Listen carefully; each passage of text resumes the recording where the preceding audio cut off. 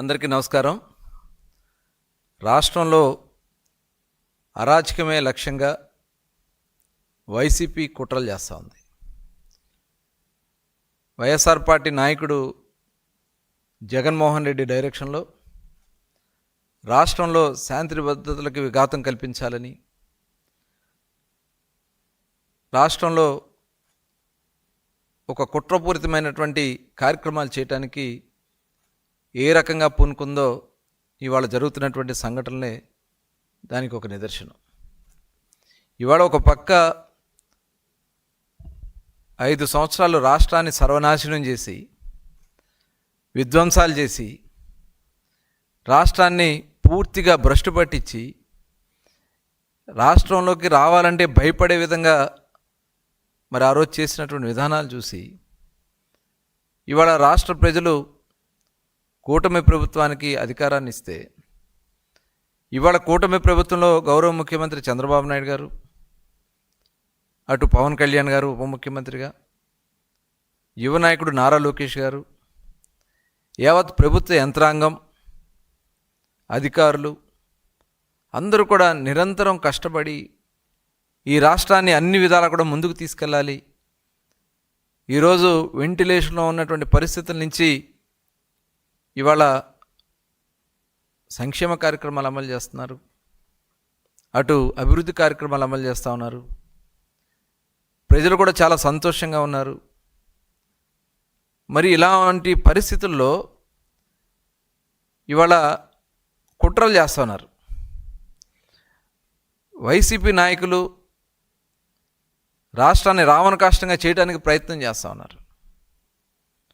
ఇది చాలా దురదృష్టకరం. ఇవాళ వాళ్ళ కుట్రలు ఏ రకంగా ఉన్నాయి, ఈరోజు ఏ రకంగా రాక్షస మూకలని, రాక్షస ఆలోచనలు వస్తాయనే దానికి మరి నిన్న పేర్ని నాని గారు మాట్లాడినటువంటి మాటలే ఒక నిదర్శనం. ఒకసారి ఆ వీడియో కూడా మనం చూద్దాం.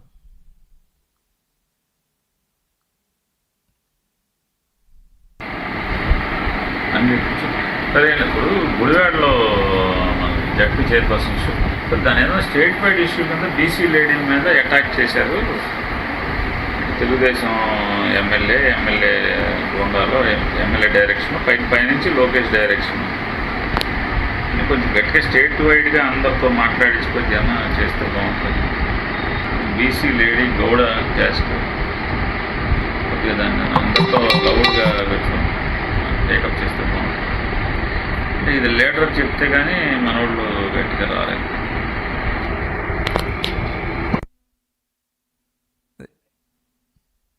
చూశారు కదండి, ఇది ఇవాళ వాళ్ళ యొక్క ఆలోచన విధానాలు,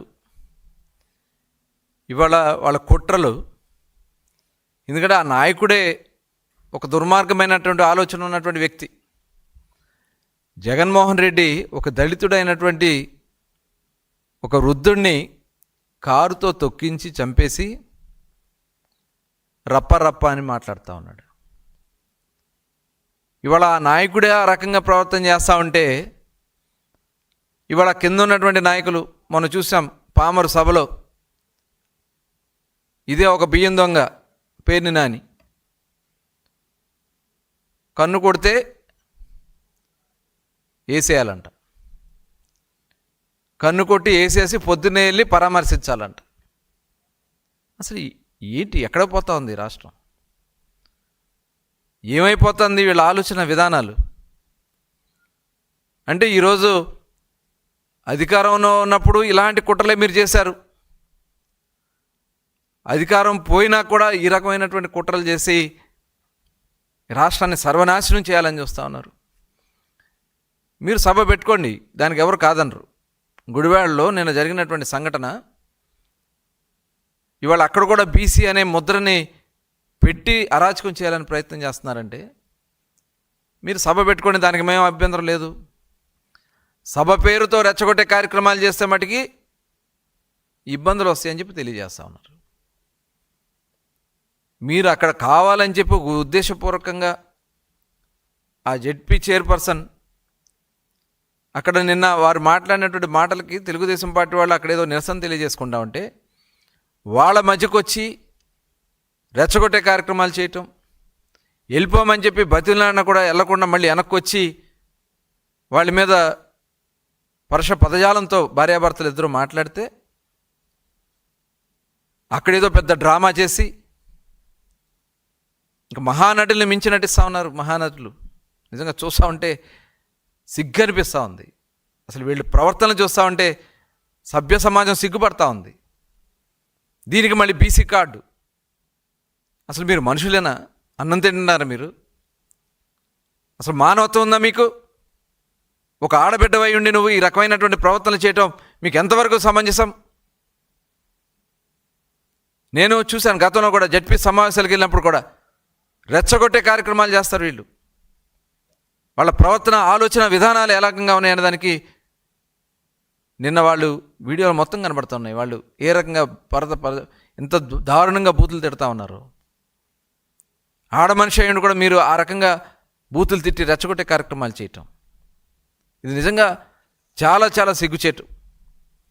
నిజంగా కృష్ణా జిల్లా జడ్పీ చైర్పర్సన్గా ఆ మహాతల్లి ఈ రకమైనటువంటి రెచ్చగొట్టే కార్యక్రమాలు చేసి ఇవాళ అక్కడ తిరగబడితే దాన్ని తెలుగుదేశం పార్టీకి, తెలుగుదేశం పార్టీ నాయకత్వానికి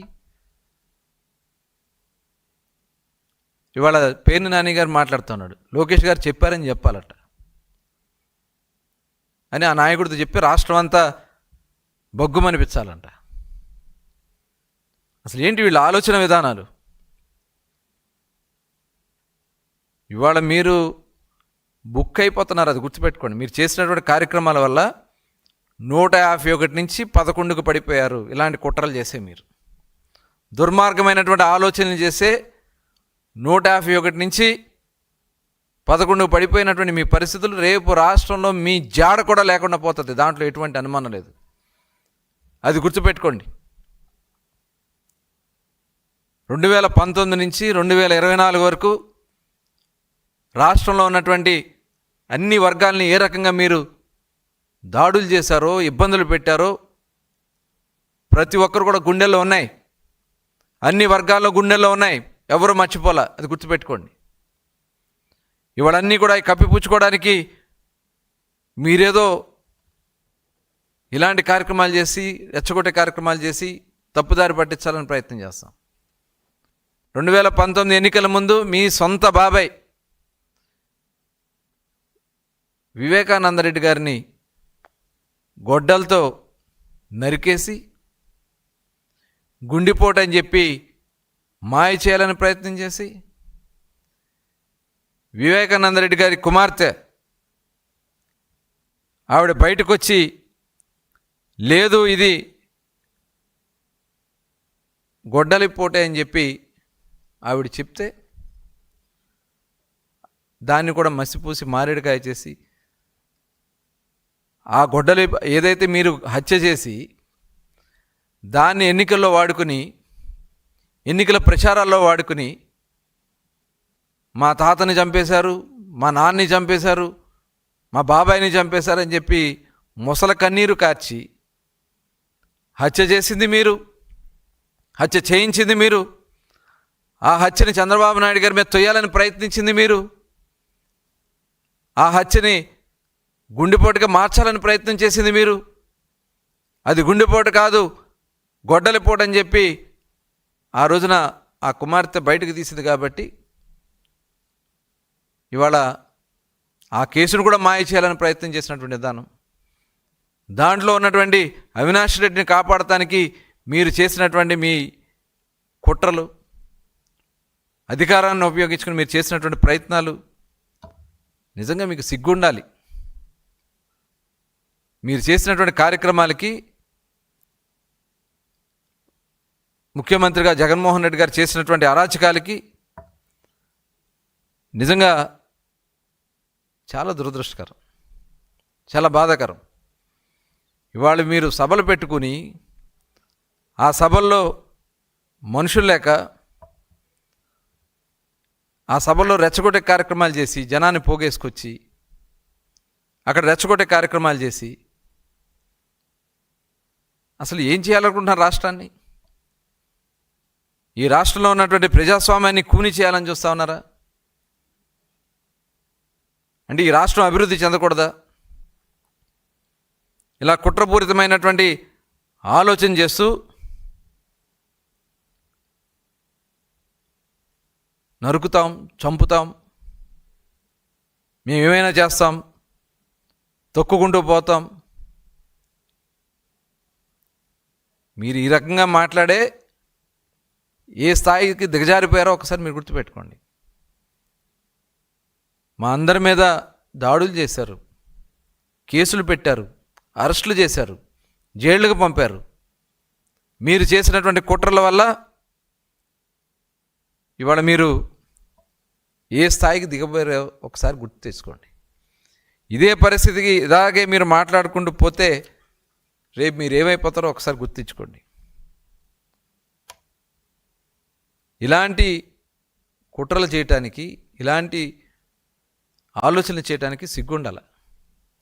ఇవాళ మనం చూసాం, అయితే 5 ఏళ్లలో మీరు చేసినటువంటి రక్త చరిత్ర. ఒక మాస్క్ అడిగిన పాపానికి డాక్టర్ సుధాకర్ని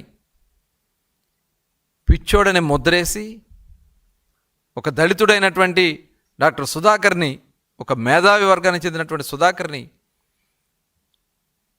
చంపేసింది మీరు కాదా? అదే రకంగా మద్యం కల్తీ చేశారని చెప్పి అడిగినటువంటి కిరణ్ని రాత్రికి రాత్రి హత్య చేశారే. ఇసుకలో దోపిడీ చేస్తున్నారని చెప్పి, దందాలు చేస్తున్నారని చెప్పి ప్రశ్నించిన వరప్రసాద్కి పోలీస్ స్టేషన్లో గుండు కొట్టించారే, ఒక దళితుడైనటువంటి వరప్రసాద్ని. ఇవాళ నీకు జై కొట్టలేదని చెప్పి తోట చంద్రయ్యని నడి రోడ్డు మీద కోడిని కోసినట్టు పేక్ కోసేసి చంపేసింది ఇంకా ప్రజలు మర్చిపోయారు అనుకుంటున్నారా?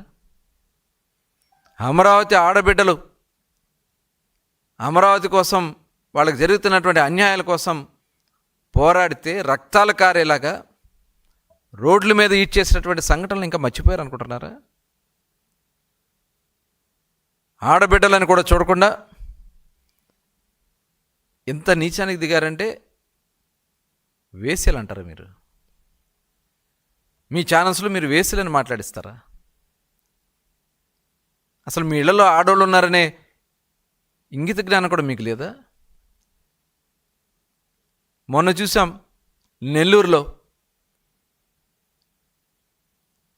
మీ మాజీ ఎమ్మెల్యే ప్రసన్న కుమార్ రెడ్డి ప్రశాంత్ రెడ్డి గారిని పట్టుకుని ఎంత దారుణంగా, అసలు ఏ మహాతల్లి కూడా సహించని విధంగా మీరు మాట్లాడినటువంటి మాటలు. అసలు ఎక్కడికి పోతా ఉంది ఈ రాష్ట్రంలో ప్రజాస్వామ్యం? ఇలాంటి దుర్మార్గాలు మీరు మాట్లాడుతూ ఉంటే, ఇలాంటి కార్యక్రమాలు మీరు అసలు మనుషులేనా మీరు? ఇవాళ మేము చాలా ఈ రాష్ట్రంలో అభివృద్ధి జరగాలి, మీలాంటి రాక్షసులతో ఈ రాష్ట్రం పాడవకూడదని చెప్పి మేము ఎన్ని రకాలుగా మేము ప్రయత్నం చేస్తూ ఉన్నా, మీ కుట్రలన్నీ కూడా బయటకు వస్తూ ఉన్నాయి, మీ దుర్మార్గాలన్నీ కూడా బయటకు వస్తూ ఉన్నాయి.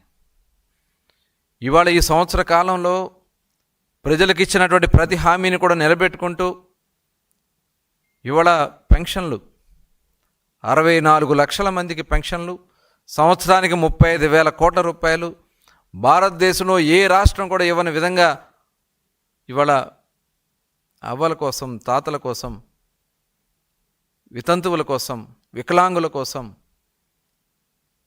ఇవాళ పెన్షన్లు అందిస్తూ ఉన్నామే. ఇవాళ ఆడబిడ్డలు గ్యాస్ కష్టాలు ఉండకూడదని చెప్పి ఇవాళ దాదాపు 2 కోట్ల గ్యాస్ సిలిండర్లు, ప్రతి ఇంటికి 3 సిలిండర్లు ఇచ్చే లక్ష్యంతో ఇవాళ గ్యాస్ సిలిండర్లు అందిస్తున్నామే. ఇవాళ చదువుకున్న ప్రతి బిడ్డ చదువుకోవాలి, ప్రతి బిడ్డ కూడా ఈ రాష్ట్రానికి ఉపయోగపడాలి. 15,000 రూపాయలు చొప్పున మీరు కేవలం ఒకరికే ఇచ్చి, అది కూడా రకరకాల ఆంక్షలు పెట్టి చాలా లిమిట్ చేస్తే 42 లక్షల మందికి మీరిస్తే ఇవాళ 68 లక్షల మందికి తల్లికి వందనం కింద కార్యక్రమాలు ఇస్తే ఇవాళ ప్రజలందరూ కూడా చాలా సంతోషంగా ఆనందంగా మరి రైతు కూడా అన్నదాత సుఖీభావ కింద 3 విడతల్లో 20,000 రూపాయలు అందించే కార్యక్రమానికి శ్రీకారం చుట్టబోతున్నాం. ఉచిత బస్సు ప్రయాణం చేయించబోతా ఉన్నాం. ఆటో సోదరులకు కూడా 10,000 రూపాయలు అందించే కార్యక్రమాన్ని చేయబోతా ఉన్నాం.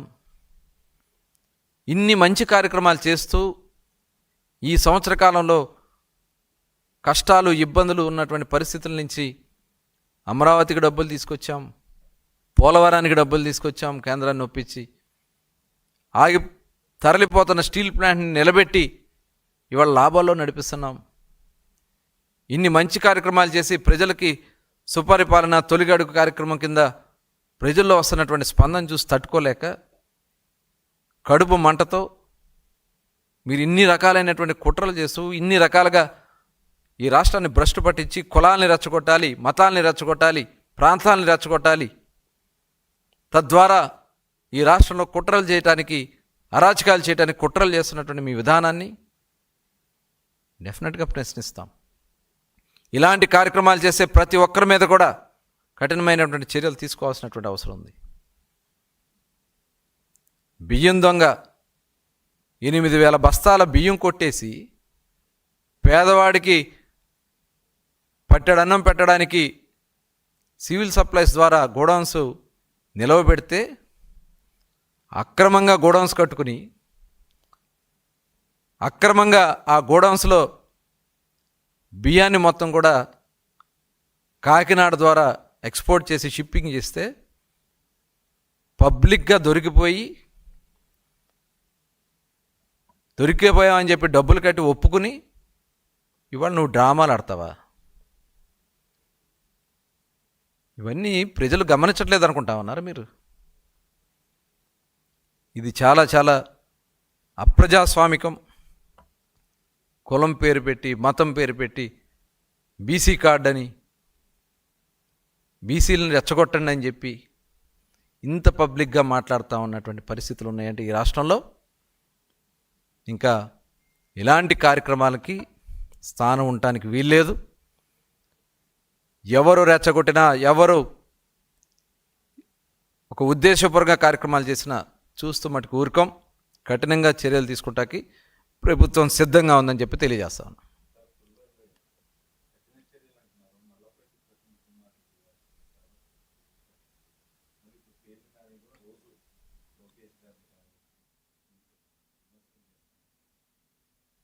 అంటే ప్రజాస్వామ్య విలువలు కలిగినటువంటి నాయకుడిగా మా ప్రభుత్వం పనిచేస్తూ ఉంది. కొంత దానికి కావాల్సినటువంటి ఇలాంటివి ఖచ్చితంగా సహించకూడదు. అంటే ఒక ఆడతల్లిని ఒక ఆడబిడ్డని పట్టుకుని ఇంత అమానుషంగా మాట్లాడుతూ ఉంటే సహించేది లేదు. ఏ ఆడబిడ్డ సహించదు, ఏ సోదరుడు ఏ అన్న తమ్ముడు కూడా సహించరు. డెఫినెట్గా దీని మీద సీరియస్గా ఉండాల్సినటువంటి అవసరం ఉంది. ఖచ్చితంగా ఉంటాం. కొద్దిగా సమయం పడుతూ ఉంది. ఖచ్చితంగా మనం చూసాం గతంలో కూడా ఒక నాయకుడు మాట్లాడతాడు, గుంటూరు జిల్లాకు అవతలంతా ఇళ్లలోంచి బయట తీసుకొడతారంట, గుంటూరు జిల్లా యువతలంతా పీకలు తీసి పెడతారంట. అంటే ఇంకా గాజులతో కూర్చోవాలి ఇక ఈ రాష్ట్రంలో. అంటే వాళ్ళ ఉద్దేశం ఏంటంటే ఒక అరాచకాలు చేయాలి, గొడవలు సృష్టించాలి, వర్గాల మధ్యన కులాల మధ్యన గొడవలు పెట్టాలి. ఆడబిడ్డల్ని మనం చూసాం, అమరావతిలో ఆడబిడ్డల్ని. అసలు ఇంతకంటే దుర్మార్గమైనటువంటి అసలు వాళ్ళది ఏం పుట్టకో కూడా నాకు అర్థం కావట్లేదు. అంత బాధ అనిపిస్తుంది. డెఫినెట్గా ఇది సీరియస్గా తీసుకోవాల్సినటువంటి అవసరం ఉంది. దీని మటుకి వదిలే సమస్య లేదండి.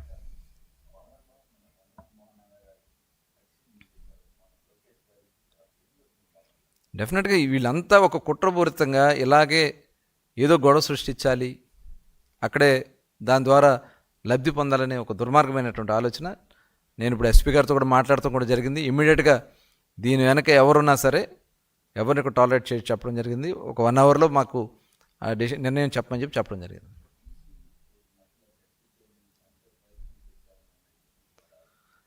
అరే వాళ్ళు చేసింది ఇప్పుడు అక్కడ స్థానికులు వాళ్ళు చెప్తా ఉన్నారు, ఆవిడని వెళ్ళిపోమంటే చక్కగా దారి ఇచ్చారంట. వెళ్ళిపోయి మళ్ళీ వెనక్కి వచ్చి భార్యాభర్తలు ఇద్దరు కలిసి చాలా దారుణంగా బండబూతులు మాట్లాడితే అక్కడికి వాళ్ళని పంపించేశారు. అక్కడ ఏమీ జరగల. కానీ ఒక మహానటిని కూడా మించిపోయారు వీళ్ళు. ఇంక ఏమేమి పేరు పెట్టాలో అర్థం కావట్లా. ఎందుకంటే స్వయంగా నేనే చూసా. నేను ఒక కృష్ణా జిల్లా మంత్రిగా కృష్ణా జిల్లా సర్వసభ్య సమావేశం జరుగుతోంది. ప్రజా సమస్యల గురించి డిస్కషన్ చేస్తున్నాం. వాళ్ళు అడిగిన ప్రశ్నలన్నిటికీ నేను సమాధానం చెప్తాను. వాళ్ళందరూ కూడా హ్యాపీగా ఉంటే, ఏంటి ఏం మాట్లాడరు, లేకండి వచ్చి ఇక్కడ కూర్చోండి అని చెప్పింది ఆ మహానటి. ఏం చెప్పాలి వీళ్ళని? వాళ్ళ ఆలోచన విధానం ఆ నాయకుడు చేయకపోతే వీళ్ళు ఊరుకోరు. ఇట్లాంటి మనస్తత్వం ఉన్న వాళ్ళు ప్రజాస్వామ్యంలో ఎక్కువ కాలం నిలబడలేరు. ఇలాంటి చాలామందిని చూసాం మనం ఈ దేశంలో, ఈ రాష్ట్రంలో. ఇలాంటి కుట్రపూరితమైన ఆలోచన ఉన్నవాళ్ళు వన్ టైం మాత్రమే. ఇవాళ వైసీపీకి 151 నుంచి 11 ఈ కారణాలతో దిగజారిపోయింది. రేపు ఈ రాష్ట్రంలో వైసీపీ పార్టీ అనేది క్లోజ్ ఉండదు, అంతే. టూలెట్ బోర్డు పెట్టుకోవాల్సిన పార్టీ కార్యాలయం కాళ్ళు.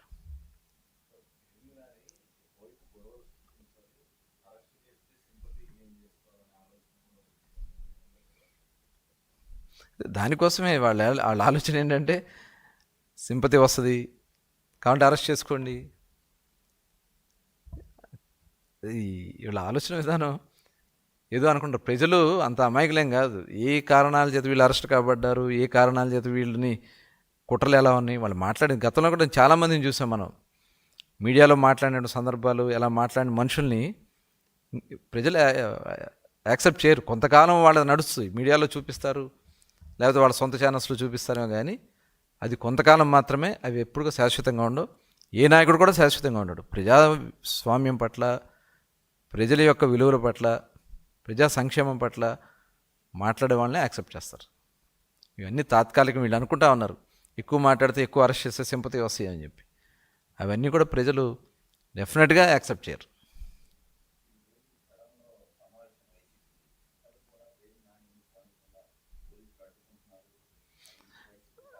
అది చూసాం నిన్న డ్రామా మీరు చూసే ఉంటారు. గుడివాడలో నిన్న ఇతను మాట్లాడినటువంటి మాటలకి, గతంలో గుడివాడలో కూడా ఇతను ఒకసారి అక్కడ కొంత రాజకీయం చేయాలని ప్రయత్నం చేస్తే తరిమారు అక్కడ.